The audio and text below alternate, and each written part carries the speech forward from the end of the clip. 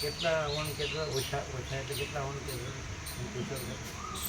એટલે અમુક ખેતીમાં અમુક ભાવિક જે ખેતીનું હોય એ સિવાય બધા આવશે ખેતીનું જે કંઈ કામ શું વરસાદ જેવું વાતાવરણ છે ને લોકો તો કદાચ ખેતી પાક ના પડાય ને પણ તમારે હોય તો હા તો અમે કહી દીધું હતું એવું તો તમે નહીં આવો તો આપણે ચાલશે અમે છીએ તો ખુદ કેવું હોય ને કેમ ગોળ ગોળ શું કામ તો કહી દઈશું તમારે તમારે વરસાદ છે ને ખેતીનું કામ હોય તો રહેવા દેજો અહીં ચોખ્ખું કહેવાય ને ફૂલ થઈ જશે પ્રભુ અને અને શિક્ષકો વિદ્યાર્થીઓને તો મજૂરો રાખીને પણ ભરાય. હા પ્રભુ એવું નહીં રાખવાનું કે શિક્ષકો વિદ્યાર્થીઓથી મજૂરો રાખીને જ ભરાય. હા ભરાય પણ બધા ભાવિકો આવે સેવાનો લાભ લે બધા રાજી ખુશીથી બધા પ્રસન્નતાથી આવતા હોય સેવાનો તો લાભ લે રાત્રે તમે કીધું ને કામ હોય ખેતીમાં એ લોકો આપણે કહેવાય ને કે કામ હોય તો નહીં આવતા. હા હવે કહી દઈશું તો અમારી હાજરી કહો ને બરોબર અંદર 3-4 કલાક કેટલા 3 થી 4 કલાક એમ નહીં ના ભરાય 3 કલાક મળ્યો તમે 3 કલાક ને હા 3 થી 4 કલાક 4 કલાક તો એ લોકોને ના પાડજો. હા અરવિંદ રઘુન કરીએ અરવિંદ રઘુને કરીએ અમે છીએ એવી રીતે નહીં હોય અહીંયા હા અહીંથી નહીં ખાલી એમ કહેવાનું એમ તો કાલે વાત થઈ જ હતી પ્રભુ એવી તો કેવી થઈ કે તમે અમે તો ભાવિક અહીં અમદાવાદમાં ફૂલ છીએ તો નહીં આવો તો પણ ચાલશે પણ એવું કારણ કરતાં શ્યોર જ કરજો ને. હા મજૂરો કરવાની છૂટ બરાબર મજૂરો તો છે મળે ને. ફૂલ ભાવિક છે તો ફૂલ છે 20 ફેક્ટરીમાં 3-4 હોય છે અમે 20 એક છીએ 20-25 જણ તો ઓછા ઓછા ના કહેવાય જો તો ખરા.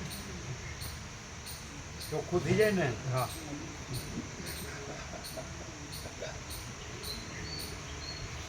એનું નહીં કહેતા અહીંયા અમે છીએ એવી રીતે નહીં.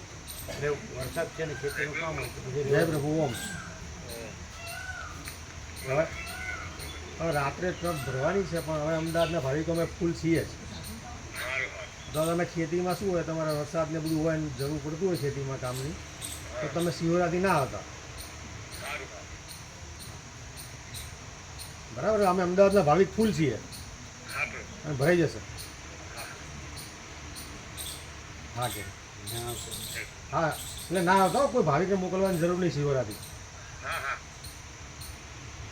જય પ્રભુ ઓમ હા હા એ શું બોલે હા હા ખાલી હા હા જ બોલે તમે જય પ્રભુ ઓમ કીધું એટલે એને હા હા કીધું. હા જય પ્રભુ છેલ્લું બોલે છેલ્લે જય પ્રભુ બોલ્યા જય પ્રભુ બોલ્યા હવે પહેલાં હા કરતા હતા નહીં જય પ્રભુ બોલ્યા કારણ કે પાપ લાગે. હા બહુ ભાવિકો છે બધા એવું નહીં. અમે તમારી જેમ કોઈને સર્ટિફિકેટ નથી આપતા. કદાચ આપ્યો ભૂલથી તો પાછું લઈ લઈએ. બ્રહ્મ કૃપા હે કેવળ માનવ મંગળ ઓમ થઈ જશે ને. થઈ જાય મજૂરો કરવાની છૂટ સેવા વ્યાપકમાંથી થશે. આપણે અમે બધા છીએ ફૂલ છીએ પછી અમને કન્ફર્મેશન સવારે આપશો ને કે હા કે બરોબર બરોબર વ્યવસ્થિત હો. સરસ થશે સરસ છેક સુધી વ્યવસ્થિત પહોંચી જાય હા, એ રીતે ભરવાનું હા એ જા ફીટો ફીટ.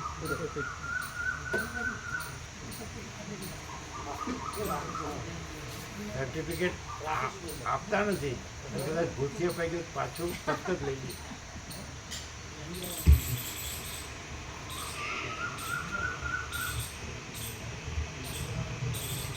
વખાણી ખીચડી દાઢે વળગે. ચલો જેમ બહારનો કેસર આદિનો રંગ વસ્ત્રથી દૂર કરી દેવામાં આવે તો પણ વસ્ત્રની અંદર દ્રઢ બેસી ગયેલો રંગ તો જતો જ નથી, તેમ સુખ દુઃખ આપનાર વસ્તુ દૂર જ થઈ જાય તો પણ અજ્ઞાનીઓના હૃદયની અંદર દ્રઢ ખૂંચી ગયેલા સંસ્કારો તો જતા જ નથી. એ હે આ ક્રમથી જ એ હે ફરીથી જેમ બહારનો કેસર આદિનો રંગ વસ્ત્રથી દૂર કરી દેવામાં આવે તો પણ વસ્ત્રની અંદર દ્રઢ બેસી ગયેલો રંગ તો જતો જ નથી, તેમ સુખ દુઃખ આપનાર વસ્તુ દૂર જ થઈ જાય તો પણ અજ્ઞાનીઓના હૃદયની અંદર દ્રઢ ખૂંચી ગયેલા સંસ્કારો તો જતા જ નથી. આ ક્રમથી જ બંધ મોક્ષની વ્યવસ્થા સમજી લેવી વિષયાસક્તિને લીધે વાસનાઓનો જે વધારો એ જ બંધ છે, અને વિષયોનો સંગ છૂટી જતા વાસનાઓ ચાલી જવી તેનું નામ મોક્ષ કહેવાય છે. વિષયાસક્તિને લીધે વાસનાઓનો જે વધારો એ જ બંધ છે, અને વિષયોનો સંગ છૂટી જતાં જ વાસનાઓ ચાલી જવી તેનું નામ મોક્ષ કહેવાય છે. શિખીધ્વજ રાજા બોલ્યો, દૂર રહેલા અને પાસે રહેલા પદાર્થોનો લાભ સુખનું કારણ છે અને વિનાશ દુઃખનું કારણ છે. તે કારણોથી શા માટે જીવને સુખ દુઃખ થાય છે? આપ તે કહો. મોર જેમ મેઘગર્જના સાંભળતા તૃપ્ત થતો નથી, તેમ આપના ઉદાર ઘણા અર્થવાળા અને અતિ નિર્મળ વચનો સાંભળતા મારું મન તૃપ્ત થતું નથી. ચુડાલા બોલી, શરીર મન વગેરેથી પોતાને અનુકૂળ સુખ મેળવી કોઈનીય મર્યાદામાં નહીં આવેલા આત્મતત્વના સ્વરૂપને ભૂલી જઈ દુઃખી થાય છે, અને તેથી જીવની સાથે વિષયનો સંબંધ થાય છે, જે સુખ ક્ષણિક હોય છે. ચુડાલા બોલી, શરીર મન વગેરેથી પોતાને અનુકૂળ સુખ મેળવી કોઈનીય મર્યાદામાં નહીં આવેલા આત્મતત્વના સ્વરૂપને ભૂલી જઈ દુઃખી થાય છે, અને તેથી જીવની સાથે વિષયનો સંબંધ થાય છે, જે સુખ ક્ષણિક હોય છે. જીવને ગતિ કરવાને ઈશ્વરી નિયમથી દેહમાં જુદે જુદે ઠેકાણે જુદી જુદી નાડીઓ રહેલી છે. જ્યારે વિષયો તરફ જીવ ખેંચાય છે ત્યારે તે પ્રાણવાયુથી પૂરાઈ ગયેલી નાડીઓમાં આવી તે ઇન્દ્રિય દ્વારા તે વિષયનો અનુભવ કરે છે. જેમ મૂળમાં સિંચેલું પાણી તેને વહેવાને માર્ગે ઝાડની અથવા આસપાસની સર્વ લતાઓમાં પહોંચી જાય છે, તેમ કુંડલિનીમાં ગયેલો જીવ પણ નાડી દ્વારા સર્વ દેહમાં પ્રવેશી શકે છે, અને વિષયનો સંબંધ થવાથી તેમાં એકાગ્ર થયેલ વૃત્તિની ધારા વડે તેને અનુભવે છે. જીવને સુખનો અને દુઃખનો અનુભવ કરાવવા માટે દેહમાં અનેક તરહની જુદી જુદી નાડીઓ રહેલી છે. જીવ જ્યારે સુખનો અનુભવ કરે છે ત્યારે પ્રસન્ન જોવામાં આવે છે, પરંતુ જ્યારે દુઃખનો અનુભવ કરતો હોય ત્યારે તેમ હોતું નથી. રાજા વગેરે સુખી લોકોને જવાના માર્ગો જેમ કપૂર, ચંદન આદિના સુગંધી જળથી છંટાયેલા અને પુષ્પ, ધૂપ, કસ્તુરી આદિથી સુગંધીદાર હોય છે, પણ ગરીબ લોકોના માર્ગ તેવા હોતા નથી. તે પ્રમાણે જ્ઞાની અને અજ્ઞાનીના માર્ગમાં ભેદ રહેલો છે. જીવ જેટલે અંશે ચંચળ નાડી માર્ગમાં પ્રવેશ કરી ચંચળતા વગરનો અને સંકલ્પ રહિત થઈ શાંત રહે, તેટલે અંશે તમે તેને મુક્ત જ સમજો, અને જેટલે અંશે પ્રાણવાયુની ચપળતાને લીધે જીવ પણ ચંચળ થઈ જઈ વિશેષ સંકલ્પો કરે, તેટલે અંશે તમે તેને બંધાયેલો જાણો. સુખ દુઃખનો અનુભવ થવાથી અનુકૂળ પદાર્થને મેળવવા માટે ને પ્રતિકૂળ પદાર્થને દૂર કરવા માટે અનેક જાતના અનર્થોમાં ચિત્તનું સંકલ્પ રૂપે જે બહાર પ્રકટ થવું, તેનું જ નામ જન્મ મરણથી થતા સંસારનું કારણ હોવાથી બંધ છે, અને તે સર્વમાં ન બંધાતા કેવળ આત્મ સ્વરૂપમાં જ સ્થિતિ રાખવી તે જન્મ મરણ આદિ સંસાર બંધનથી છૂટવાનું કારણ હોવાથી મોક્ષ છે. આ પ્રમાણે બે પ્રકારે બંધ મોક્ષની વ્યવસ્થા માનેલી છે. જ્યાં સુધી ચંચળ ઇન્દ્રિય દ્વારા સુખ દુઃખની દશા પ્રાપ્ત થયેલી નથી, ત્યાં સુધી જીવ સુખ વડે સમાન વૃત્તિવાળો, સ્થિર અને શાંત જેવો થઈ રહે છે. જેમ ચંદ્રમાને જોઈને સમુદ્ર ઉછળે છે, તેમ ઇન્દ્રિયો વડે જાણી શકાય તેમ ન હોવાથી સ્વયં પ્રકાશ જીવ ચૈતન્ય પણ સુખનું કિંવા દુઃખનું અવલોકન કરી અંદર વૃત્તિઓ રૂપે ચંચળ થાય છે. હે પ્રિય રાજર્ષિ, જેમ બિલાડો માંસ જોઈ ચંચળ થાય છે, તેમ એ જીવ પણ અનુભવમાં આવેલા સુખ દુઃખ આદિકથી અને તેના ઉપાયરૂપ ધનાદિકમાં અનુકૂળ બુદ્ધિ થવાથી ચંચળ થાય છે. એનું કારણ તો માત્ર અજ્ઞાન જ છે. આત્મજ્ઞાન રૂપના સ્વરૂપનો શુદ્ધ બોધ થવાથી સુખ દુઃખાદિક જેવું કશું છે જ નહીં એવો નિશ્ચય થવાને લીધે જીવને શાંતિ મળે છે. આત્મજ્ઞાન રૂપના સ્વરૂપનો શુદ્ધ બોધ થવાથી સુખ દુઃખાદિક જેવું કશું છે જ નહીં એવો નિશ્ચય થવાને લીધે જીવને શાંતિ મળે છે. મિથ્યા જાણી લીધેલ હોવાથી સુખ દુઃખ જેવું કશુંય નથી, મારે અને તેને કશો સંબંધ પણ છે નહીં, હું કેવળ તેમાં નકામો જ બંધાઈ રહ્યો છું, એવું જ્ઞાન થવાથી જીવને શાંતિ મળી મોક્ષ પ્રાપ્ત થાય છે. મિથ્યા જાણી લીધેલ હોવાથી સુખ દુઃખ જેવું કશુંય નથી, મારે અને તેને કશો સંબંધ પણ છે નહીં, હું કેવળ તેમાં નકામો જ બંધાઈ રહ્યો છું, એવું જ્ઞાન થવાથી જીવને શાંતિ મળી મોક્ષ પ્રાપ્ત થાય છે. જે વિષય સંબંધી બહારના સુખો અનુભવમાં આવે છે તે ખરું જોતા મિથ્યા હોવાથી છે જ નહીં, અને તે જે રૂપે પ્રતીત થાય છે તે રૂપ પણ અવાસ્તવિક હોવાથી વાસ્તવ નથી. એવું અંદર જ્ઞાન થવાથી જીવ બાહ્ય વિષયો તરફ ખેંચાતો નથી, પરંતુ કેવળ શાંત થાય છે. જે કાંઈ છે તે સર્વ ચિદાકાશરૂપ પરબ્રહ્મ જ છે એવો ગાઢ નિશ્ચય દ્રઢ બેસી ગયો હોય તો તેલ વગરના દીવાની જેમ જીવ શાંત થઈ જાય છે. સર્વ જગત ચૈતન્ય રૂપ છે એવું જ્ઞાન થવાથી દ્વૈતની ભ્રાંતિ ટળી જવાને લીધે સુખાદિકમાં સ્નેહનો અનુકૂળ બુદ્ધિનો નાશ થઈ જવાથી તેલ વિનાના દીવાની જેમ તે શાંત બની જાય છે. આ સર્વ દ્વૈત ભ્રમ આકાશના જેવો શૂન્ય છે એમ બોધ થવાથી જીવનું ચંચળપણું જતું રહે છે, અને બંધન રહિત થયેલા જીવને પછી ક્ષોભ થવો એ તે કેમ જ સંભવે? આ પ્રમાણે જ આદિ જીવ હિરણ્ય ગર્ભે પ્રથમ સૃષ્ટિના આરંભકાળથી બંધ મોક્ષનો માર્ગ કલ્પેલો છે, અને તે જ હજુ સુધી ચાલે છે. શિખીધ્વજ રાજા બોલ્યો, હે દેવપુત્ર, જ્યારે જીવ સુખનો અનુભવ કરાવવાની માટે નાડીઓમાં ફરે છે ત્યારે વીર્યનું સ્ખલન શી રીતે થાય છે તે આપ કહો. ચુડાલા બોલી, સ્ત્રીના શરીરને જોવાથી વાસના જાગતાની સાથે જીવ ચૈતન્ય આકુળ વ્યાકુળ થાય છે. જેમ રાજા પોતાની આજ્ઞા માત્રથી સેનાને ચલાવે છે, તેમ પ્રાણાદિ પવનોને વાસનાઓ વળી રાગ આદિ વૃત્તિઓ અનુકૂળ પડે તેમ ચલાવે છે.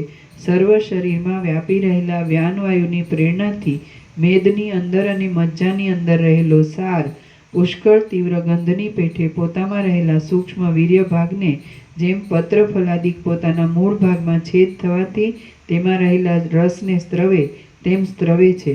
જેમ મેઘગર્જનામાં સહાય કરતા અનુકૂળ વાયુથી આકાશમાં વાદળા ભેગા થઈ જઈ તેનું જળ વૃષ્ટિ દ્વારા નીચે પડે છે, તેમ સર્વ ધાતુઓના સારરૂપ એ વીર્ય પણ સર્વ અંગમાંથી ચંચળ થઈ વીર્યવાહિની નાડી દ્વારા સ્વભાવતઃ નીચે ઉતરી આવે છે. શિખીધ્વજ રાજા બોલ્યો, હે દેવપુત્ર, આપ મહાતત્વજ્ઞ છો. પૂર્વકાળની વ્યાવહારિક સ્થિતિને પણ આપ સારી રીતે જાણો છો એમ આપના વચનોથી જ જણાય છે, તો સ્વભાવ શું છે તે આપ કહો.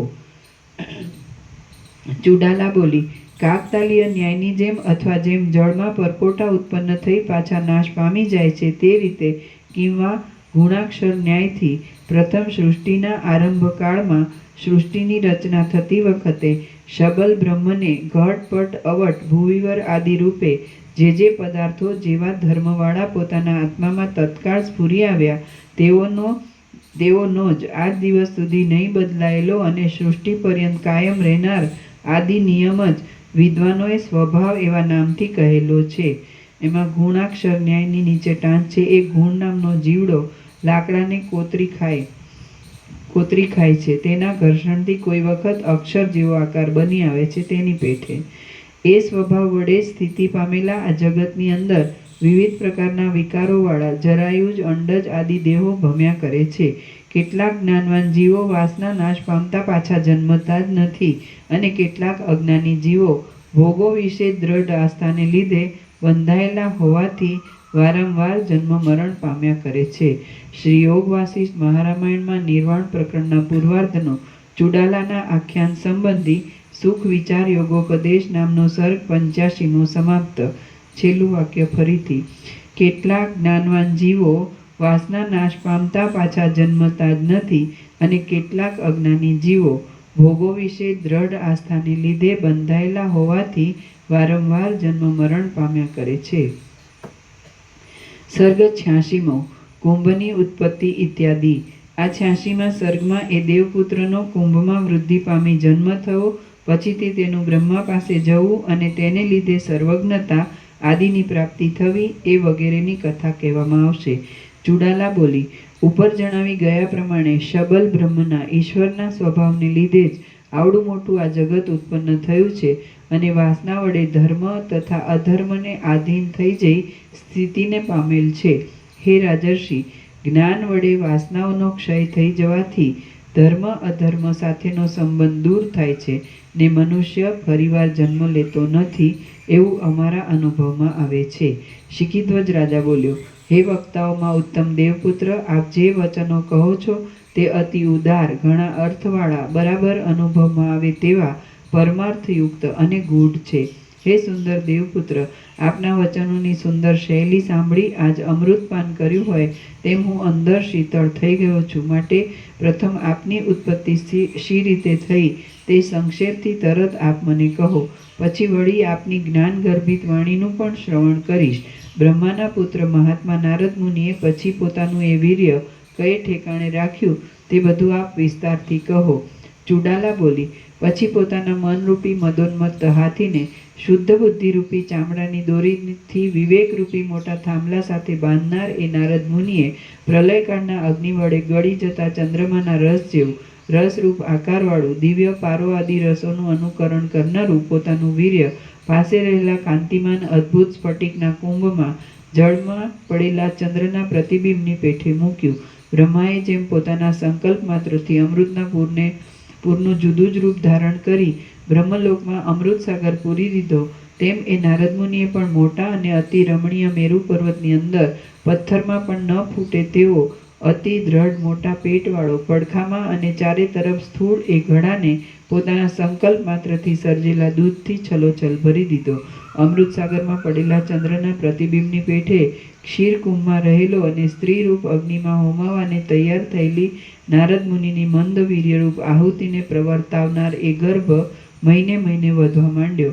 જેમ પ્રત્યેક પૂર્ણિમા પૂર્ણચંદ્રને પ્રકટ કરે છે અને વસંત ઋતુ જેમ પુષ્પોને ખીલવે છે તેમ એ કુંભે પણ કાળે કરીને કમળપત્ર જેવા સુંદર નેત્રવાળો એ ગર્ભ ઉત્પન્ન કર્યો. કેમ જાણે કુંભરૂપ નાના ક્ષીરસાગરમાંથી ક્ષય વિનાનો બીજો ચંદ્રમાં ઉત્પન્ન થયો હોય તેમ એ ગર્ભ સમસ્ત અંગો પૂર્ણ થયા પછી કુંભમાંથી બહાર નીકળ્યો. અતીવ સૌંદર્યવાળો એ બાળક શુક્લ પક્ષમાં જેમ ચંદ્રમાં વધે તેમ કેટલીક દિવસે વૃદ્ધિને પ્રાપ્ત થયો, મોટો થયો. નારદ મુનિએ તેના જાતકર્મ આદિ સંસ્કારો કરી જેમ એક પાત્રમાં રહેલું દ્રવ્ય બીજા પાત્રમાં નાખવામાં આવે તેમ પોતાની પાસે રહેલું સઘળું વિદ્યાધન એ પુત્રને આપ્યું. નારદ મુનિએ થોડા દિવસોમાં જ તેને સઘળા શાસ્ત્રો ભણાવી કેમ જાણે પોતાનું પ્રતિબિંબ જ હોય તેવો બનાવી દીધો.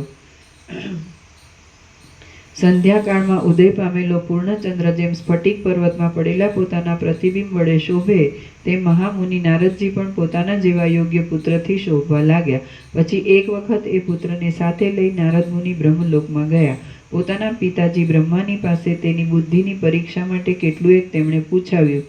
બ્રહ્માએ પોતાને નમસ્કાર કરનાર પોતાના એ પૌત્રની વેદાદી શાસ્ત્રોમાં પરીક્ષા લઈ પ્રસન્ન થઈ તેને પોતાના ખોળામાં બેસાડ્યો અને કેવળ પોતાના આશીર્વાદ માત્રથી જ તેને સર્વજ્ઞ અને સર્વજ્ઞાનના અવધિરૂપ તત્વજ્ઞાનમાં જ તલ્લીન બનાવી દીધો અને તેનું કુંભથી ઉત્પન્ન થયેલો હોવાથી કુંભ નામ પડ્યું. હે મહાત્મા રાજર્ષિ, તે કુંભ હું પોતે જ છું. હું નીચે ટાંચ છે. આ પ્રસંગમાં મિથ્યા ભાષણરૂપ દોષ આવે છે એવી શંકા લાવવી ઉચિત નથી, કેમ કે પોતાના પતિને વિશ્વાસ બેસાડી તેને જ્ઞાનવાન બનાવી આ દુઃખમય સંસાર પાશમાંથી તેને છોડાવવામાં જ મુખ્ય તાત્પર્ય હોવાથી તેનું દોષપણું સંભવતું નથી. વળી જ્ઞાનવાનને સર્વાભાવ પ્રાપ્ત થઈ જવાથી અહમ મનુરભવમ સૂર્યશ્ચ ઇત્યાદિ વામદેવના વચનની પેઠે ચુડાલાનું તત્વજ્ઞપણું હોવાથી આ સર્વ વચનોપન્યાસ ઘટી શકે છે. હું બ્રહ્માનો પૌત્ર થાઉં છું, નારદ મુનિનો પુત્ર છું અને કુંભમાંથી ઉત્પન્ન થયેલો હોવાથી કુંભ એવા નામથી કહેવાઉં છું. હું મારા પિતાજી નારદ મુનિની સાથે બ્રહ્મલોકમાં જ્યાં ખુશી પડે ત્યાં રહું છું. મારી સાથે લીલા કરનાર 4 વેદો એ જ મારા મિત્રો છે અને ગાયત્રી મારી માતૃભગીની માસી છે એમ હું સમજું છું. સરસ્વતીને હું મારી માતા ગણું છું. બ્રહ્મલોકમાં મારું રહેવાનું ઘર છે અને ત્યાં બ્રહ્માના પૌત્ર તરીકે સુખથી રહું છું.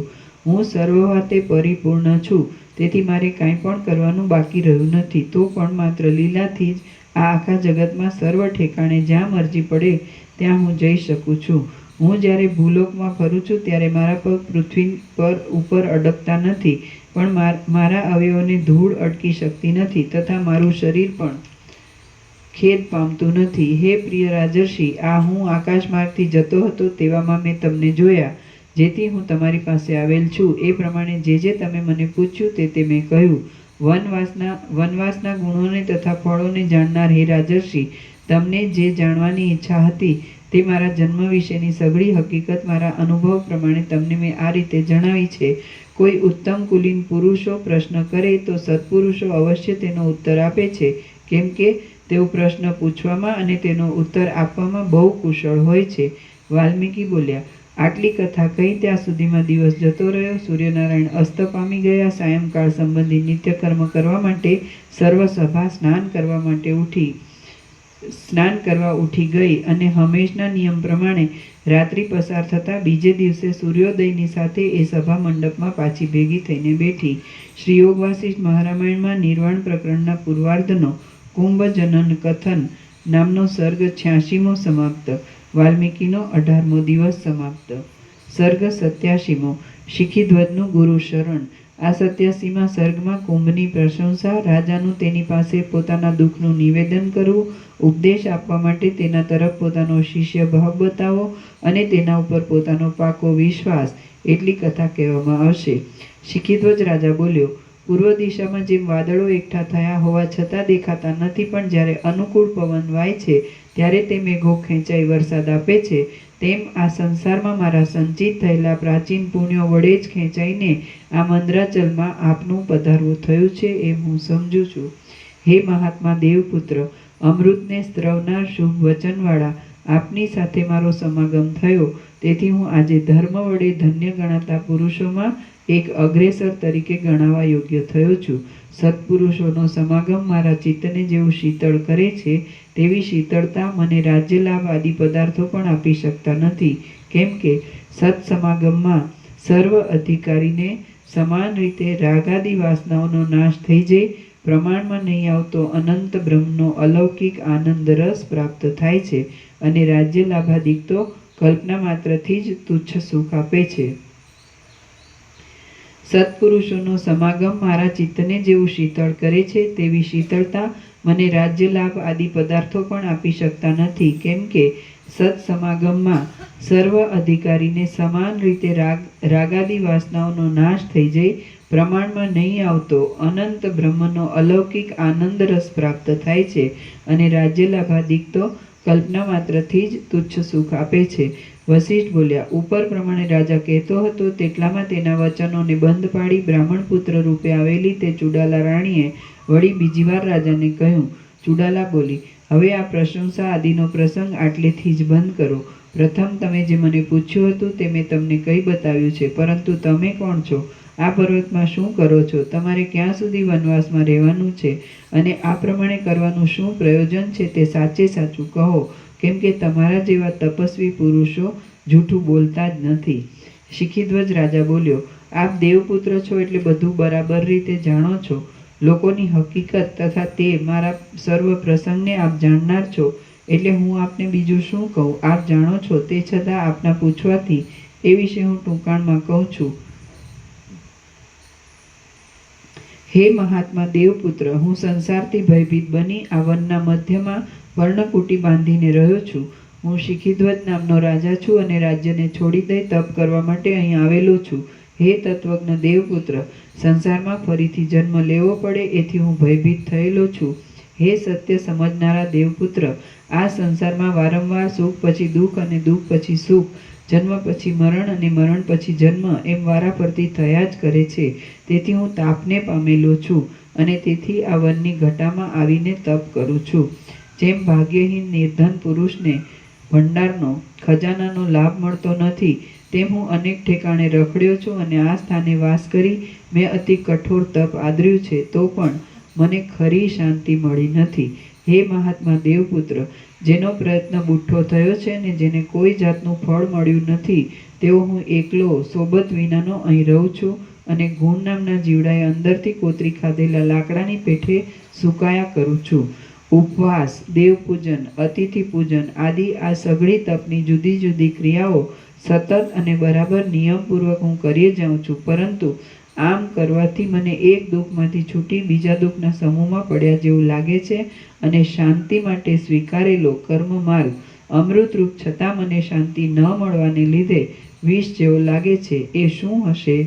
ચુડાલા બોલી, પૂર્વકાળમાં કોઈ એક દિવસ બ્રહ્માને મેં એ વાત પૂછી હતી કે હે મહારાજ, કર્મ અને જ્ઞાન એ બંનેમાં જે એક મોક્ષ થવાનું કારણ હોય તે આપ કહો. બ્રહ્મા બોલ્યા, જ્ઞાન એ જ મોક્ષ થવાનું ખરું કારણ છે અને જ્ઞાન વડે જ દુઃખનો સર્વ રીતે સંપૂર્ણ નાશ થાય તેવો અનુભવ છે.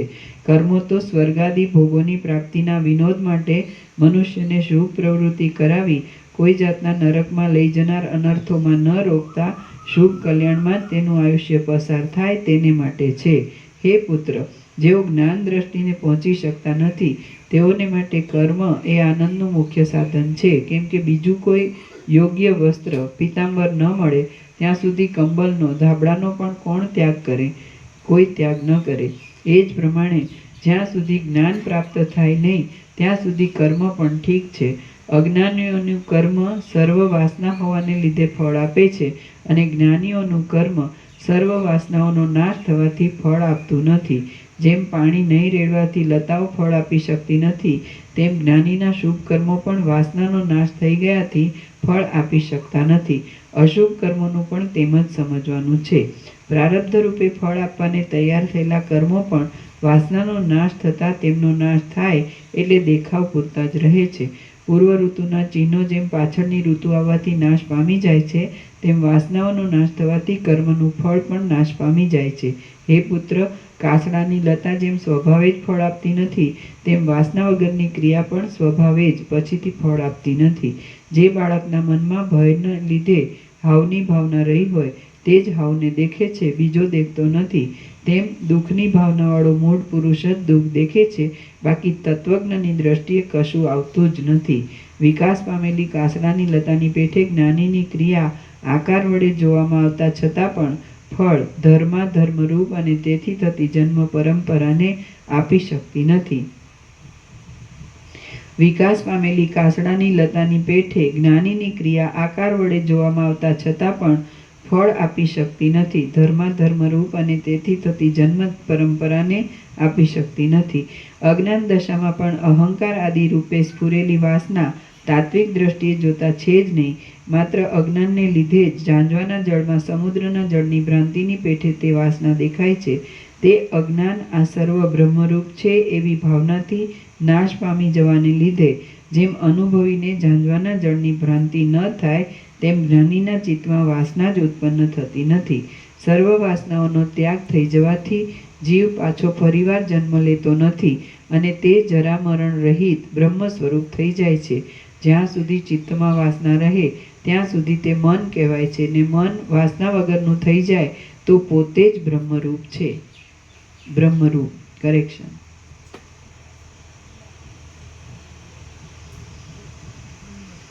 જ્યાં સુધી ચિત્તમાં વાસના રહે ત્યાં સુધી તે મન કહેવાય છે ને મન વાસના વગરનું થઈ જાય તો પોતે જ બ્રહ્મરૂપ છે. જ્ઞાન વડે આત્મ સ્વરૂપ ઓળખવામાં આવે તો જીવને પુનર્જન્મ થતો નથી. હે રાજર્ષિ, જ્ઞાન એ જ પરમ કલ્યાણરૂપ મોક્ષ સાધન છે એમ ઉપર જણાવ્યા પ્રમાણે બ્રહ્માદિક મોટા પુરુષો પણ કહે છે. તો પછી તમે કેમ અજ્ઞાનીની પેઠે આ તપને કર્મને મોક્ષનું સાધન માની બેઠા છો? હે રાજર્ષિ, આ બાજુ કમંડલું પડેલું છે, આ બાજુ દંડ અને કાષ્ઠો છે અને અહીં દર્ભાસન પડ્યું છે. આ મમત્વથી બંધન આપનાર અનર્થોના વિલાસમાં તમે શી રીતે આનંદ માનો છો? હે રાજર્ષિ, હું કોણ છું? આ સગળું શી રીતે ઉત્પન્ન થયું અને પાછું કોનામાં લય પામી જાય છે એ વિશે કેમ કાંઈ વિચાર કરતા નથી અને અજ્ઞાનીની પેઠે કેમ વિચાર વિનાના થઈ રહ્યા છો? હે રાજર્ષિ, શી રીતે બંધ થાય અને શી રીતે મોક્ષ થાય એવા પ્રશ્નો પૂછી તેના ઉત્તરની અભિલાષાથી તમે પરમાનંદના સમુદ્રરૂપ પરબ્રહ્મનો અપરોક્ષ અનુભવ કરનારા મહાત્માઓના ચરણોનું સેવન શા માટે કરતા નથી? હે રાજર્ષિ, શી રીતે બંધ થાય અને શી રીતે મોક્ષ થાય એવા પ્રશ્નો પૂછી તેના ઉત્તરની અભિલાષાથી તમે પરમાનંદના સમુદ્રરૂપ પરબ્રહ્મનો અપરોક્ષ અનુભવ કરનારા મહાત્માઓના ચરણોનું સેવન શા માટે કરતા નથી? વ્રત, ઉપવાસ, ટાઢું, ઊનું આદિ સહન કરી આત્માને દુઃખ આપનાર આ ક્રિયા વડે આયુષ્યનો ક્ષય કરી આ પર્વતની ગુફાને વિશે અંદર શિલાની અંદર તેની બખોલમાં રહેલા કીડાની પેઠે તમે કેમ પડ્યા રહો છો? સમદ્રષ્ટિવાળા સત્પુરુષોને પ્રશ્ન કરવાથી તેમની સેવા કરવાથી અને તેઓના સમાગમથી એવી યુક્તિ મળી આવે છે કે જે વડે આ સંસાર બંધનમાંથી મુક્ત થવાય છે. તમે શરીરને કષ્ટ પડે એવી ચેષ્ટાઓને છોડી દઈ કોઈ મહાત્મા ગુરુની સાથે રહી જે મળે તે જમી લઈ પૃથ્વીની કોઈ ગુફામાં રહેલા કીડાની જેમ ગુરુએ બતાવેલા માર્ગમાં દ્રઢ રહી આ વનની ગુફામાં રહો. વશિષ્ઠ બોલ્યા, એ પ્રમાણે દેવપુત્ર રૂપે જોવામાં આવતી પોતાની રાણી ચુડાલાએ બોધ આપવાથી આંસુથી જેનું મોઢું ભીંજાઈ ગયું હતું એવો શિખીધ્વજ રાજા નીચે પ્રમાણે બોલ્યો. શિખીધ્વજ રાજા બોલ્યો, હે દેવપુત્ર, અહો આજે ઘણે કાળે મને બોધ આપ્યો છે. અહો આજે ઘણે કાળે આપે મને બોધ આપ્યો છે. હું માત્ર અજ્ઞાનને લીધે જ સજ્જનોના સંગ તરફ લક્ષ્ય ન આપતા આ વનમાં આવી રહ્યો છું. મારા સર્વ પાપો ક્ષીણ થઈ ગયા છે એમ હું માનું છું, કેમ કે આપ જ અહીં પધારી મને બોધ આપો છો. હે સુંદર મુખવાળા દેવપુત્ર, આપ જ મારા ગુરુ, પિતા અને મિત્ર છો. હું આપનો શિષ્ય થઈ આપના ચરણમાં નમસ્કાર કરું છું. આપ મારા પર કૃપા કરો. જે આપ સારામાં સારું જાણો છો, જે જાણવાથી ફરી આ સંસાર ચક્રમાં આવી શોક કરવો પડતો નથી અને જેથી પરમ સુખમાં શાંતિ મળે છે, તે બ્રહ્મનો, બ્રહ્મજ્ઞાનનો હવે તરત મને આપ ઉપદેશ કરો. ઘટ આદિ પદાર્થોના જ્ઞાનના અનેક પ્રકારના જુદા જુદા જ્ઞાન છે. તે બધામાં કયું જ્ઞાન સર્વથી શ્રેષ્ઠ છે કે જેથી આ સંસાર સાગર તરી જવાય? ચુડાલા બોલી, હે રાજર્ષિ, શ્રદ્ધા રહિત પુરુષોને કરેલો ઉપદેશ સુકાયેલા ઠૂંઠા પાસે કરેલા કાગડાના અવાજની જેમ નકામો છે. માટે જો તેમ થાય એવું હશે તો હું કશું કહીશ નહીં. પરંતુ જો તમે શ્રદ્ધાથી મારા વાક્યોને ગ્રહણ કરો અર્થાત તે ઉપર દ્રઢ આરૂઢ રહો તો તમે જે પૂછો છો તે જેવું જ્ઞાન છે અને જેવી રીતે પ્રાપ્ત થાય છે તે સર્વ હું કહું છું. જે માણસ શ્રદ્ધા છોડી ફક્ત વિનોદ કરવા પૂછે છે પણ પાછો વક્તાની પાસેથી જવાબ ગ્રહણ ન કરે તેવા મનુષ્યોની પાસે કહેલા વચનો અંધારામાં આંખનું જોવું નકામું થાય તેમ નિષ્ફળ થાય છે. શિખીધ્વજ રાજા બોલ્યો, આપ જે કાંઈ મને કહેશો તે હું શ્રુતિના વિધિવાક્યની પેઠે કોઈ જાતનો તર્ક આદિ વિચારમાં ન લાવતા તત્કાલ શ્રદ્ધા વડે ગ્રહણ કરીશ. આ મારું કહેવું બરાબર સત્ય છે. ચુડાલા બોલી, જેમ પિતાનું કહેલું વાક્ય સાચું છે કે ખોટું એમ કુતર્ક કર્યા વિના જ પરિણામે હિતરૂપ સમજી માત્ર આજ્ઞા તરીકે માનવામાં આવે છે, તેમ આ મારા વચનોને પણ હેતુ વિશેનું પ્રયોજન ન શોધતા હિત બુદ્ધિથી એક આજ્ઞા તરીકે સમજી કાનને સુખ આપનારા ગાયનની પેઠે શ્રવણ કરો અને સાંભળ્યા પછી પણ તેમાં તમારું કલ્યાણ જ છે એવી દ્રઢ ભાવના રાખો. જેની બુદ્ધિ મંદ છે તેને લાંબે કાળે બોધ થાય અને જેની બુદ્ધિ તીવ્ર છે તેને જલ્દી બોધ થાય તેવી એક તમારા જેવી મંદ બુદ્ધિવાળા પુરુષની કથા હું કહું છું, જેથી સંસાર તરવો સુગમ થાય. શ્રી યોગ વાસિષ્ઠ મહારામાયણમાં નિર્વાણ પ્રકરણના પૂર્વાર્ધનો શિખીધ્વજાવબોધ નામનો સર્ગ 87મો સમાપ્ત. સર્ગ 88મો મૂર્ખનું આખ્યાન. આ 88મા સર્ગમાં થોડાક કાળમાં પોતાના તપ વડે ચિંતામણી મળ્યા છતાં મૂર્ખપણાથી તેની ઉપેક્ષા કરી કોઈ એક પુરુષ પછીથી કાચને મણીની ભ્રાંતિથી ગ્રહણ કરશે એ કથા કહેવામાં આવશે. તપ વડે ચુડાલા બોલી, જેમ પરસ્પર ઉલટા ધર્મવાળા જળ અને વડવાગ્નિ એ બંનેનો સમુદ્રમાં એક આશ્રય રૂપ છે, જેમ પરસ્પર ઉલટા ધર્મવાળા જળ અને વડવાગ્નિ એ બંનેનો સમુદ્ર એ એક આશ્રયરૂપ છે, તેમ કોઈ એક શ્રીમાન પુરુષ અન્યોન્ય વિરુદ્ધ ધર્મવાળો ગુણોવાળો છે એ લક્ષ્મી તથા અસદ ગુણના આશ્રયરૂપ છે. તે સર્વ કળાઓમાં નિપુણ છે, અસ્ત્રવિદ્યામાં કુશળ છે, વ્યવહારમાં વિચક્ષણ છે અને સર્વ સંકલ્પોના સીમાડારૂપ છે. પરંતુ માત્ર તે એક પરમાત્માના પદને ઓળખતો નથી. જેમ વડવાગ્નિ સમુદ્રના જળને શોષી લે છે તેમ એ પુરુષે જપ તપ આદિ અનંત યત્નો વડે મળી શકે તેવા એક ચિંતામણીને મેળવવા પ્રવૃત્તિ કરી. દ્રઢ નિશ્ચયથી તે કામમાં લાગેલા એ પુરુષના તીવ્ર પ્રયાસવાળા યત્નથી થોડા કાળમાં ચિંતામણી સિદ્ધ થઈ તેની પાસે આવ્યો. કેમ કે જે બરાબર મન રાખી કાર્ય કરે છે તેનું શું સિદ્ધ થતું નથી? બધું જ સિદ્ધ થાય છે. બુદ્ધિનો આશ્રય કરી મનમાં કોઈ જાતનો ખેદ લાવ્યા વિના જો પ્રવૃત્તિ અને ઉદ્યોગ કરવામાં આવે તો અકિંચન પુરુષ ભિખારી પણ વિઘ્ન નહીં પડતા શક્તિમાન બની જાય છે. જેમ ઉદયાચળના શિખર ઉપર રહેલો કોઈ મુનિ ચંદ્રનો ઉદય પોતાની અતિ નજીક થયા છતાં ભ્રાંતિ વડે મેરુ પર્વતમાં અતિ દૂર થયેલો સમજે, તેમ એ પુરુષ પણ ચિંતામણી પોતાની પાસે આવેલો છે અને હાથમાં આવી પડ્યો હોવા છતાં ભ્રાંતિ વડે તેને દુર્લભ સમજતો હતો. જેમ અતિ દરિદ્ર કોઈ પામર પ્રાણી અનાયાસે પોતાને રાજ્ય પ્રાપ્ત થાય તો તેને સત્ય ન માને, તેમ એ પુરુષનો પણ સર્વ મહામણીઓમાં ઉત્તમ ચિંતામણી પોતાને મળી ગયા છતાં પણ તેના પર નિશ્ચય બંધાયો નહીં. વિસ્મયવાળા પોતાના મન વડે ઉપેક્ષા કરવાથી પ્રાપ્ત થયેલા ચિંતારૂપી દીર્ઘ દુઃખથી ભ્રાંતિ પામી જઈ તેણે વિચાર કર્યો, આ શું ચિંતામણી હશે? આ ચિંતામણી તો જણાતો નથી.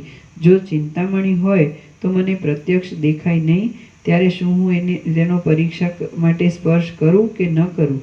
વખતે જો કદાચિત ચિંતામણી હોય તો મારા ભાગ્યહીનપણાને લીધે સ્પર્શ કરવાથી જતો રહે.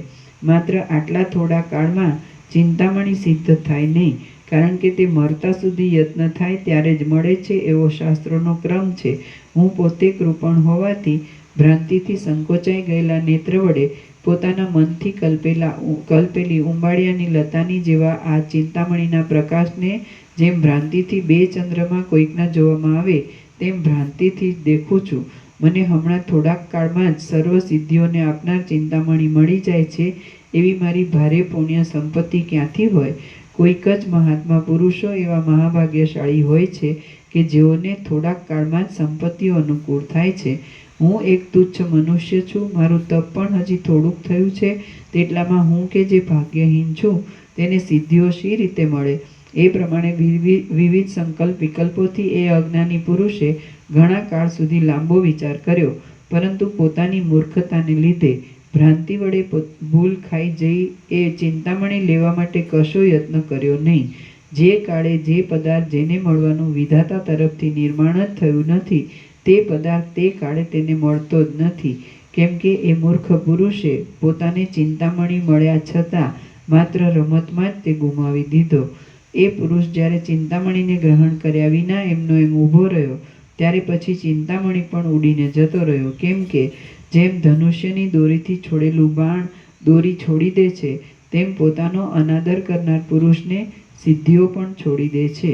જ્યારે સિદ્ધિઓ પ્રાપ્ત થાય છે ત્યારે તે પુરુષમાં વિચક્ષણપણું પણ ઉત્પન્ન કરે છે, પરંતુ જો પુરુષ એ સિદ્ધિઓનો અનાદર કરે તો તેઓ જતી રહે છે. માત્ર એટલું જ નહીં, પણ તેમાં જે કાંઈ પ્રથમ વિચક્ષણપણું રહ્યું હોય તે પણ લેતી જાય છે. એ પુરુષ પાછો વળી ચિંતામણીના સાધન માટે ક્રિયા વડે યત્ન કરવા માંડ્યો, કેમ કે દ્રઢ નિશ્ચયવાળા પુરુષો પોતાના કાર્યમાં કદી પણ હતાશ થતા નથી. પછી કોઈ સિદ્ધ પુરુષોએ તેની હાંસી કરવાની ઈચ્છાથી છેતરવાને માટે તૂટ્યા વિનાનો એક કાચનો ગોળ કકડો તેની આગળ નાખ્યો, જે તેના જોવામાં આવ્યો. જેમ અજ્ઞાની માણસ ભ્રાંતિ વડે માટીને પણ સોનું સમજે છે, તેમ એ મૂઢ પુરુષ તે કાચના કટકાને આ ચિંતામણી છે એમ ભ્રમથી સમજી લઈ તેને લેવાને તૈયાર થયો. ચિત્તમાં રહેલી ભ્રાંતિ કોઈ વખત સંખ્યામાં ભૂલાવો ખવડાવી સોના સાઠ કરી દે છે. ભ્રાંતિ વડે શત્રુમાં મિત્ર બુદ્ધિ, રજ્જુમાં સર્પ બુદ્ધિ, સ્થળમાં જળ બુદ્ધિ અને અમૃતમાં વિષ બુદ્ધિ થાય છે. જેમ એક જ ચંદ્ર છતાં ભ્રાંતિ વડે બે જોવામાં આવે છે, તે જ પ્રમાણે એ પુરુષે પોતાની ભ્રાંતિ વડે તે કાચના કટકાને ચિંતામણી સમજી તેનું ગ્રહણ કર્યું. ચિંતામણીથી જે જોઈશે તે મળી શકશે, માટે આ બધા ધનની શી જરૂર છે એમ જાણી પોતાની પ્રથમની ધન ધાન્ય આદિ સમૃદ્ધિ તેણે છોડી દીધી. આ દેહ સુખ વગરનો, લુખ્ખો અને પાપી માણસોથી ભરેલો છે. આ ઘર પણ જૂના જેવું છે અને હવે મને બંધુઓ પણ શું ઉપકારક છે, માટે હું અહીંથી દૂર જઈ મારી ઈચ્છા પ્રમાણે આ ચિંતામણી રૂપ સમૃદ્ધિ વડે સુખથી રહું. એમ વિચાર કરી એ મૂર્ખ પુરુષ એ મણીને કાચના કટકાને સાથે લઈ નિર્જન વનમાં ચાલ્યો ગયો. હે પ્રિય રાજર્ષિ, તે વનમાં એ મૂઢ માણસ કાચના કટકાથી કશું ન મળવાને લીધે એવો તો વિપત્તિને પ્રાપ્ત થયો કે જે કાજળના પર્વતના જેવી કાળી અને મહાભયંકર હતી, તથા પોતાની મૂર્ખતાને યોગ્ય જ હતી. મૂર્ખતાના, અજ્ઞાનના સામર્થ્યથી જેવા દુઃખો પ્રાપ્ત થાય છે તેવા દુઃખો બીજી વિપત્તિઓથી, જરાથી કે મરણથી થતા નથી. જેમ મનુષ્યના બધા અવયવોમાં કેશ સમૂહ સર્વના ઉપરના ભાગમાં મસ્તકમાં રહે છે, તેમ બધી વિપત્તિઓને આપનાર અજ્ઞાન જ સર્વથી મુખ્ય છે. સર્ગ 88મો સમાપ્ત. સર્ગ 89મો હસ્તિકોપાખ્યાન. આ 89મા સર્ગમાં સાંકળ વડે બંધાઈ ગયેલા હાથીએ બંધન તોડી નાખ્યા છતાં પણ પોતાને બાંધનાર અને પોતાની નજીક આવી ગયેલા પોતાના શત્રુ મહાવતને નહીં મારી નાખવાથી પાછો તે ખાઈમાં ગબડી પડશે એ વાત કહેવામાં આવશે. ચુડાલા બોલી, હે સુશીલ રાજા, હવે પછી બુદ્ધિને પરમ બોધ આપનારું એક બીજું મનોહર વૃત્તાંત કહું છું, તે સાંભળો કે જે તમને પોતાને જ મળતું છે. વિંધ્યાચળના વનમાં મોટા હાથીઓના ટોળાના રાજાઓનો પણ રાજા એવો એક હાથી છે કે જે અગસ્ત્ય ઋષિએ પોતાની આજ્ઞા પાળવાથી પ્રસન્ન થયેલી શુદ્ધ બુદ્ધિ વડે કેમ જાણે પ્રથમના ઉચ્ચ સ્વરૂપવાળો બીજો વિંધ્યાચળ પાછો ઉત્પન્ન કર્યો હોય તેવું લાગે છે. એ હાથીના પ્રલયકાળના અગ્નિની જ્વાળા જેવા દારૂણ અને વજ્રની જ્વાળાના જેવા તીક્ષ્ણ ધોળા બે દાંત છે કે જે મેરુ પર્વતને પણ ઉખાડી નાખવાને સમર્થ છે. જેમ અગસ્ત્ય ઋષિએ પોતાની આજ્ઞા વડે વિંધ્યાચળને બાંધી લીધો અને વામનજીએ યાચનાથી બળીરાજાને બાંધી લીધા, તેમ એ હાથીને પણ કોઈ એક મહાવતે ચારે બાજુ લોઢાની સાંકળો રૂપી જાળ પાથરી તે વડે બાંધી લીધો. કુંભસ્થળમાં શસ્ત્રો વાગવાથી પીડાયેલો એ હાથી બંધાઈ જઈ સાંકળના ફાંસામાં ફસાઈ ગયો અને તેથી તેને એવી તો પીડા થઈ કે જે મહાદેવના અપૂર્વ બાણરૂપ અગ્નિમાં બળનારા ત્રિપુરાસુરની પીડાના જેવી અતિ અસહ્ય હતી. હાથીને બંધનમાં નાખી પોતે તેનો શત્રુ બનનાર તે મહાવત દૂરથી નહીં દેખાવાથી તે હાથીએ સાંકળો રૂપી ઝાડના પાંજરામાં 3 દિવસ કાઢ્યા. પછી પોતાના ચિત્તમાં દુઃખી થઈ સાંકળો રૂપી બેડીને તોડી નાખવાનો યત્ન કર્યો અને પોતાની સૂંઢ વડે જોરથી સાંકળોને પકડી ઘૂઘરાઓના જેવો શબ્દ કર્યો. જેમ બલિરાજાએ દેવદાનવોના યુદ્ધમાં જય મેળવી અમરાવતી ઇન્દ્રની નગરીના કમાડની સાંકળો તોડી નાખી હતી, તેમ એ હાથીએ પણ માત્ર 2 જ ઘડીની અંદર પોતાના દાંતો વડે પ્રયત્નથી એ સાંકળરૂપી ઝાડને તોડી નાખી. જેમ ભગવાને પોતે મેરુ પર્વતમાં પોતાના લોકમાં દૂર રહ્યા છતાં પણ બલિરાજાએ જે ઇન્દ્રની અમરાવતી નગરીને તોડી નાખી હતી, યુદ્ધમાં જીતી લીધી હતી, તે ઐશ્વર્ય બળથી જોયું હતું, તેમ એ મહાવત દૂર હતો તો પણ હાથીએ જે સાંકળરૂપી બેડી તોડી નાખી તે તેના જોવામાં આવ્યું. જેમ બલિરાજાના યજ્ઞમાં વામનજી 3 પગલાં પૃથ્વી માંગી લઈ 2 પગલાંથી ભૂલોકને તથા સ્વર્ગલોકને દબાવી લઈ મેરુ પર્વતમાંથી 3જું પગલું બલિરાજાના મસ્તક ઉપર રાખ્યું હતું, તેમ એ મહાવત પણ તાડના ઝાડ ઉપર ચડી જઈ ત્યાંથી હાથીને માથે પડ્યો, પરંતુ પડતા પડતા પોતાના કમળના જેવા કોમળ ચરણ વડે હાથીના મસ્તક ઉપર નહીં પડી શકાયાથી પાકી ગયેલા ને પવનના ઝપાટાથી પૃથ્વી પર પડી ગયેલા ફળની પેઠે વ્યાકુળ થઈ પૃથ્વી ઉપર પડ્યો. એ મોટા હાથીને પોતાની પાસે પડેલા મહાવતને જોઈ દયા આવી, કેમ કે સત્પુરુષો દૈવયોગથી પશુ પક્ષી આદિ અધમ યોનિમાં હોય તો પણ તેઓ દયા આદિ અનેક ઉત્તમ ગુણોથી ચળકતા જ રહે છે. આ મહાવત મારી પાસે પડી ગયો છે તો તેને મારી નાખવામાં શી બહાદુરી છે, એમ વિચાર કરી તે હાથીએ મહાવત પોતાનો શત્રુ હોવા છતાં તેને મારી નાખ્યો નહીં. પરંતુ જેમ જળનો જબરો પ્રવાહ બાંધેલી પાળને તોડી નાખી બહાર નીકળી જાય છે, તેમ એ હાથી પણ માત્ર બેડીના જેવી સાંકળને ઝાડને તોડી નાખી બહાર જતો રહ્યો.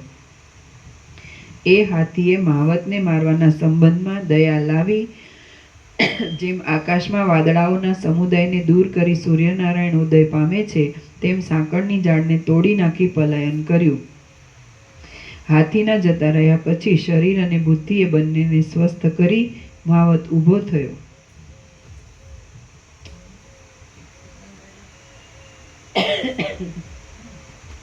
અમે વાંચીએ ના, 2 પાના છે. 2 પાના ન વંચાય તો અમે વાંચીએ.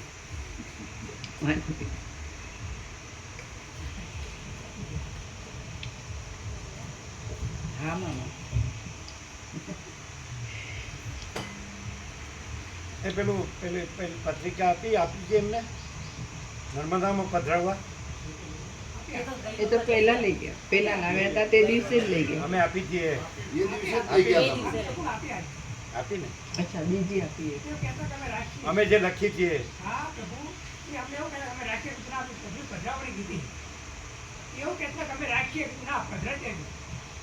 અમે તમને આપી છે ને. આપી અમે અને આનું ડબલું આપી તો આનું ડબલું એવું કીધું કે અમે રાખીએ કીધું ના પધરાવાની વાંચીએ અમે એને તકલીફ છે હા તકલીફ છે હા થાકી ગયા 2 પાના જ છે પ્રભુ, વંચાઈ જશે એમને થોડું. તકલીફ છે ના નથી, અત્યારે નથી, કાંઈ નથી, ચોખ્ખું થઈ ગયું, ગંગાજળ પી ગયું. હાથીના જતા રહ્યા પછી શરીર અને બુદ્ધિ એ બંનેને સ્વસ્થ કરી મહાવત ઊભો થયો અને તેની પીડા પણ હાથીની સાથે ઘણે છેટે જતી રહી. એ મહાવત તાડના ઝાડની ઊંચી ટોચ ઉપરથી ઉપર જણાવ્યા પ્રમાણે પડી ગયો તો પણ તેનું માથું કે હાથ પગ આદિ કશું ભાંગી ગયું નહીં, કેમ કે દુષ્ટ પુરુષોના શરીરો કેમેય ન ભાંગે તેવા મજબૂત હોય છે એમ હું માનું છું. આગળ જેમ વર્ષા ઋતુમાં વાદળા વૃદ્ધિ પામે છે તેમ દુષ્ટ પુરુષોનું બળ પણ અધમ કાર્યમાં વૃદ્ધિ પામે છે. તેથી એક વખત પોતે મહાસંકટમાં આવી પડ્યા છતાં પણ ફરી વળી પાછો એ મહાવત ફરવામાં વધારે ઉત્સાહ રાખવા લાગ્યો. જેમ દ્રવ્યની વૃદ્ધિ ઈચ્છનાર કોઈ નિર્ધન પુરુષ પોતાની પાસે એક વખત ખજાનો આવ્યા પછી પાછો જતો રહે તેથી દુઃખી થાય, તેમ એ મહાવતને પણ પોતાના ઉપાયો નિષ્ફળ જવાથી તથા હાથી એક વખત બંધાઈ ગયા છતાં પાછો નીકળી જવાથી ઘણું દુઃખ થયું. જેમ વાદળામાં ઢંકાઈ રહેલા ચંદ્રમાને રાહુ પીડવા માટે શોધે તેમ એ મહાવતે પણ ઝાડીમાં છુપાઈ રહેલા એ હાથીને શોધવા માંડ્યો. ઘણેક કાળે કોઈ એક જંગલમાં રહેલો એ મોટો હાથી મહાવતના જોવામાં આવ્યો કે જે રણ સંગ્રામમાં જય મેળવી આવેલા શૂર પુરુષની પેઠે ઝાડની છાયા નીચે થાક લેતો હતો. પછી એ મહાવતે જેમ વિધાતાએ આ પૃથ્વીને સર્વ દિશાઓમાં સમુદ્રરૂપ કુંડાળાથી વીંટી લીધેલી છે તેમ જે પ્રદેશમાં એ હાથી જોવામાં આવ્યો તે પ્રદેશની નજીક ચોતરફ એ હાથીને પકડવા અનેક મનુષ્યોની સહાયવાળી પોતાના રાજાએ આપેલી પ્રબળ સાધન સંપત્તિ વડે એક ખાઈ ખોદાવી કુંડાળું કરી લીધું કે જેથી એ હાથી બંધનમાં આવી જાય. હાથીને છેતરવા ઈચ્છનારા એ મહાવતે જેમ શરદ ઋતુ પોલાણને ઢાંકી દેવામાં વસ્ત્રનું કામ સારનારા ધોળા વાદળા વડે આકાશને ઢાંકી દે છે તેમ એ ખાઈને ઉપરના ભાગમાં કોમળ લતાઓના સમૂહ વડે ઢાંકી દીધી. થોડાક દિવસમાં એ હાથી વનમાં ક્રીડા કરતા કરતા સુકાયેલા સમુદ્રમાં જેમ પર્વત પડે તેમ એ ખાઈમાં જઈ પડ્યો. જંગલમાં ફરનાર એ હાથી ઉપર જણાવ્યા પ્રમાણે મહાવતની છળ ભરેલી યુક્તિથી કુંડાળા જેવા ગોળ આકારવાળા પાતાળ તળના જેવા ભયાનક હાથીરૂપી રત્નને તાબે કરવામાં પાંજરાનું કામ સારનાર ને કૂવાના જેવા ઊંડા એ ખાઈરૂપી સૂકા સમુદ્રના નીચેના ભાગમાં પડી જઈ ફરીવાર પાછો બહુ મજબૂતીથી બંધનમાં આવી ગયો કે જે હજી સુધી એ ખાઈમાં પાતાળમાં રહેલા બળી રાજાની પેઠે દુઃખ વડે પોતાના દાડા કાઢે છે. જો એ હાથીએ પ્રથમ પોતાની પાસે પડેલા એ પોતાના શત્રુને મહાવતને તે વખતે જ મારી નાખ્યો હોત તો પોતાને જે ફરીવાર ખાઈમાં પડી જઈ બંધાઈ જવાથી દુઃખ ખમવું પડ્યું તે ખમવું પડત નહીં. જે પુરુષ અજ્ઞાનને લીધે વર્તમાન કાળના પુરુષ પ્રયત્નના ક્રમ વડે ભવિષ્યકાળને સુધારતો નથી, અર્થાત ઉત્તર કાળમાં પોતાને પાછું દુઃખ આવી ન પડે એવો વિચાર જે આગળથી જ નથી રાખતો તે આ વિંધ્યાચળના હાથીની પેઠે દુઃખી થાય છે. હું સાંકળો રૂપી બેડીમાંથી છૂટો થયો છું એમ સમજી હાથી પ્રસન્ન થયો અને દૂર જતો રહ્યો તો પણ પાછો તે મહાવતના બંધનમાં સપડાઈ ગયો, કેમ કે અજ્ઞાન કઈ ઠેકાણે બંધન નથી આપતું, સર્વત્ર તે બંધનકારક જ છે. હે મહાત્મા શીખીધ્વજ, આત્મા પોતે સદા બંધ વગરનો અને મુક્ત જ છે, છતાં હું બંધાયેલો છું એવું જે મનમાં આવવું એ એક અજ્ઞાન છે અને એ જ બંધનકારક છે. માટે એ પાશમાંથી જ છૂટવા સારું આ ત્રણેય લોક આત્મામાંથી જ ઉત્પન્ન થયેલા છે તથા તે સઘળું આત્મમય જ છે એમ સમજો. માટે એ પાશમાંથી જ છૂટવા સારું આ ત્રણેય લોક આત્મામાંથી જ ઉત્પન્ન થયેલા છે તથા તે સઘળું આત્મમય જ છે એમ સમજો. બાકી અજ્ઞાની પુરુષોને તો આત્મા જ પોતે જ બધા દુઃખરૂપી બીજો ઉગવાનું ક્ષેત્ર થાય છે. શ્રી યોગ વાસિષ્ઠ મહારામાયણમાં નિર્વાણ પ્રકરણના પૂર્વાર્ધનો હસ્તિકોપાખ્યાન નામનો સર્ગ 89મો સમાપ્ત. સર્ગ 90મો મૂર્ખના આખ્યાનનું તાત્પર્ય. આ 90મા સર્ગમાં કુંભના રૂપે આવેલી ચૂડાલા રાજા પાસે ચિંતામણીના અને કાચના ઉત્તમ આખ્યાનનું તાત્પર્ય વિસ્તારથી કહી બતાવશે. શિખીધ્વજ રાજા બોલ્યો, હે દેવપુત્ર, ચિંતામણી સાધનારની અને વિંધ્યાચળના હાથીના બંધન આદિની કથાના સમૂહથી આપે મને જે સૂચના આપી તે ફરીને પાછી મને સ્પષ્ટ રીતે આપ સમજાવો. ચુડાલા બોલી, તમારા હૃદયરૂપી ઘરને વિશે ચિત્તરૂપી ભીંતમાં સામાન્ય રૂપે દોરાયેલા આ વિચિત્ર કથારૂપી ચિત્રને હું પાછું વિશેષ રૂપે તમારી પાસે આબેહૂબ ખડું કરી બતાવું છું. તમે તે વાક્યના અર્થમાં બરોબર ધ્યાન રાખીને સાંભળો. હે રાજા, શાસ્ત્રોના અર્થમાં કુશળ છતાં તત્વજ્ઞાનને ન જાણનાર એવો મેં જે ચિંતામણી સાધનાર કહ્યો છે તે તમે પોતે જ છો. જેમ સૂર્યનારાયણ મેરુ પર્વતના શિખરો પર ફરે છે તેમ તમે પણ શાસ્ત્રનો પરિચય કરેલો છે, પરંતુ જેમ જળમાં રહેલા પથ્થરને અંદરના ભાગમાં જળની કાંઈ પણ અસર લાગતી નથી તેમ તમે પણ તત્વજ્ઞાનમાં વિશ્રામ પામ્યા નથી. હે સુશીલ શિખીધ્વજ રાજા, મેં જે ચિંતામણી કહ્યો તે સર્વત્યાગ, સર્વને છોડી દેવું તે છે એમ તમે સમજો. તે વડે સર્વ દુઃખોની નિવૃત્તિ થાય છે અને શુદ્ધ બુદ્ધિથી તમે તેને સાધવાનો પ્રયત્ન કર્યો. હે નિષ્પાપ રાજા, શુદ્ધ સર્વ ત્યાગ વડે બધું સિદ્ધ કરી શકાય છે. સર્વનો ત્યાગ કરવો એ જ ખરું આત્યંતિક પૂર્ણકામપણું છે. બાકી તેથી વધારે ચિંતામણીથી શું થઈ શકે તેવું છે? કશું નહીં. હે સુશીલ શિખીધ્વજ રાજા, બ્રહ્મલોક સુધીના તમામ જગતમાં પ્રખ્યાત થયેલા ઐશ્વર્યોને તુચ્છ કરનારો અને જ્ઞાનરૂપી નિરતિશય આત્માનંદને આપનારો એ સર્વત્યાગ તમે તેના સાધનમાં માંડ્યા રહ્યા એટલે તમને સિદ્ધ થયો. જેથી બ્રહ્મા જેમ પોતાની રાત્રિ થતાં જગત રચવાનું કામ છોડી દે છે તેમ તમે સ્ત્રી, ધન અને બાંધવો સહિત રાજ્યનો ત્યાગ કર્યો અને ગરુડજી જેમ કાચબાને અને હાથીને ભક્ષણ માટે સાથે લઈ પૃથ્વીના અંત પ્રદેશમાં સમુદ્રની નજીક રહેલા વડની ડાળી નીચે થાક લેવા જઈ બેઠા હતા તેમ તમે પણ પોતાના દેશથી અતિ દૂર રહેલા આ આશ્રમમાં શાંતિ માટે આવી રહ્યા છો. ગરુડજીની નીચે ટાંચ છે. ગરુડજીનો આ પ્રસંગ રામાયણ, મહાભારત આદિમાં પ્રસિદ્ધ છે. તેમ તમે પણ પોતાના દેશથી અતિ દૂર રહેલા આ આશ્રમમાં શાંતિ માટે આવીને રહ્યા છો. જેમ વાદળા તથા ઝાકળ આદિ કલંકને દૂર કરી નાખનારો શરદ ઋતુનો વાયુ આકાશમાં માત્ર પોતાની સત્તા અસ્તિત્વને જ બાકી રાખે છે તેમ તમે પણ બધું ત્યાગ કર્યા છતાં માત્ર એક અહંકારને જ બાકી રાખ્યો છે. હૃદયમાંથી જો મનની કલ્પનાવાળો અહંકાર છોડી દેવામાં આવે તો આ જગત પરમ આનંદ વડે પરિપૂર્ણ લાગે છે.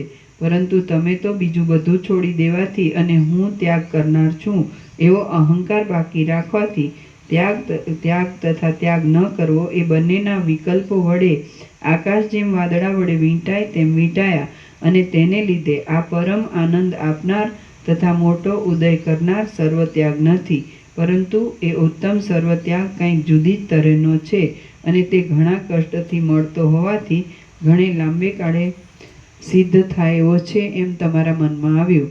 જેમ વાયુના જ સમૂહથી ઝપાટાથી વનના વૃક્ષોનું હલનચલન વધવા માંડે છે તેમ તમારા ચિત્તમાં ઉપર પ્રમાણે ચિંતા વડે ધીરે ધીરે સંકલ્પોનો વધારો થવાથી ઉપર જણાવેલો તમારો સર્વ રાજ્યાદિકનો ત્યાગ ઉડીને ક્યાંય જતો રહ્યો. પવનથી ડોલતા વૃક્ષને નિશ્ચળપણું ક્યાંથી હોય? ન જ હોય. તેમ જે પુરુષે કંઈક પણ ચિંતાનો સ્વીકાર કર્યો તેનું ત્યાગીપણું ક્યાંથી હોય? ન જ હોય. જે ચિંતા છે તે જ સંકલ્પ એવા બીજા નામને ધારણ કરનાર ચિત્તનું ખરું રૂપ છે એમ તત્વજ્ઞ પંડિતો કહે છે. એ ચિંતા જ્યાં સુધી કાયમ રહે ત્યાં સુધી ચિત્તનો ત્યાગ શી રીતે થયો ગણાય? ન જ ગણાય.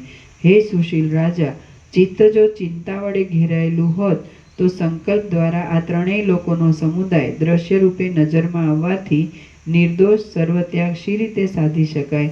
ન જ સાધી શકાય. હે પ્રિય રાજા, જેમ હોલા આદિ પક્ષી કાંઈ અવાજ કાને પડતા તરત ઉડી જાય છે તેમ તમારા ચિત્તે પોતાની અંદર ઉપર કહ્યા પ્રમાણે સંકલ્પો કરવાથી તમારો ત્યાગ પણ ઉડી ગયો.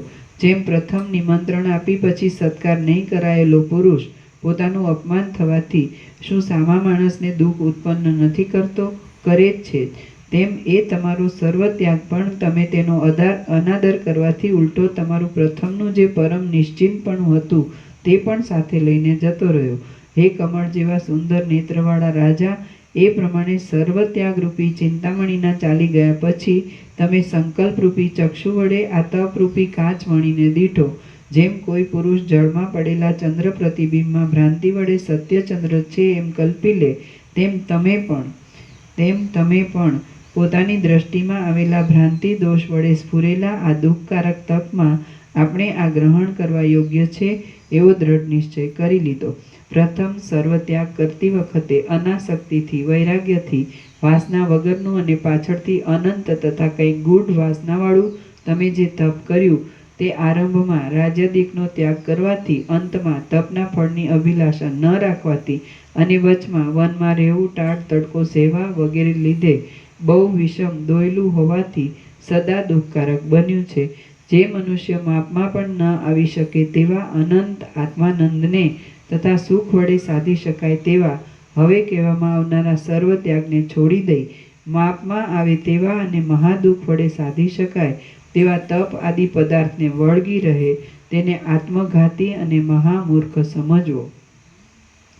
જે મનુષ્ય માપમાં પણ ન આવી શકે તેવા અનંત આત્માનંદને તથા સુખ વડે સાધી શકાય તેવા હવે પછી કહેવામાં આવનારા સર્વ ત્યાગને છોડી દઈ માપમાં આવે તેવા અને મહાદુઃખ વડે સાધી શકાય એવા તપ આદિ પદાર્થને વળગી રહે તેને આત્મઘાતી અને મહામૂર્ખ સમજો.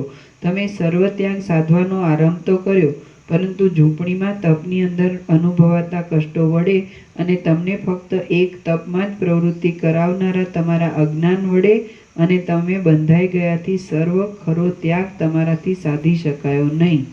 હે સુશીલ શિખીધ્વજ રાજા, વિસ્તારવાળા અનેક દુઃખોથી ભરેલા રાજ્યરૂપી બંધનમાંથી છૂટી જઈ તમે પાછા વનવાસ નામના સખત બંધન વડે બંધાઈ ગયા છો. હમણાં અહીં તમારે ટાઢ, તડકો, પવન એ વગેરેની પહેલાંના કરતાં બમણી ચિંતા સેવી પડે છે. અગાઉ કોઈ વખત વનવાસનો અનુભવ નહીં કરનારા સુકુમાર પુરુષોને એ દુઃખ બંધનથી પણ વધારે છે એમ હું સમજું છું. હે સુશીલ શિખીધ્વજ રાજા, મને આ ચિંતામણી મળ્યો છે એમ તમે સારી રીતે સમજ્યા છો, પરંતુ તમને સ્ફટિકનો કટકો પણ મળ્યો નથી. હે કમળ જેવા સુંદર નેત્રવાળા પ્રિય રાજા, આ ઉપર પ્રમાણે ચિંતામણીના પ્રયત્ન જેવું તમારું વૃત્તાંત મેં તમને સારી રીતે સ્પષ્ટ કરી બતાવ્યું. તેમાંથી જે સમજવાનું છે તે પોતાની મેળે તમે બરાબર સમજી લઈ જે તમને નિર્દોષ જણાય તેને જ પોતાના ચિત્તરૂપી ખજાનામાં દ્રઢ રીતે ધારણ કરો. શ્રી યોગ વાસિષ્ઠ મહારામાયણમાં નિર્વાણ પ્રકરણના પૂર્વાર્ધનો ચિંતામણી સાધક વૃત્તાંત વિવરણ નામનો સર્ગ 90મો સમાપ્ત. ઓમ ઓમ ઓમ. પ્રસાદ આપી દે. એટલે આમ તકલીફ નથી ને? નહીં તો આપણે છીએ.